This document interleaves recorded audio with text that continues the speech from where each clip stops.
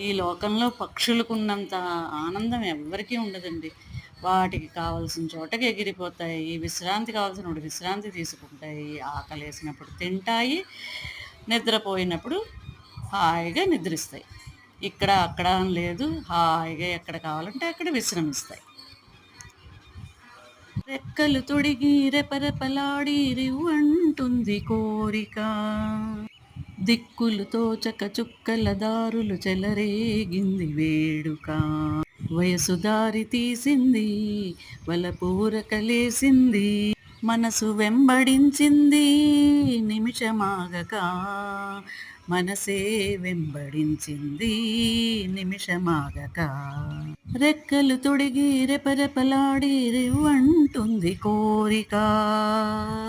రివ్వంటుంది కోరిక.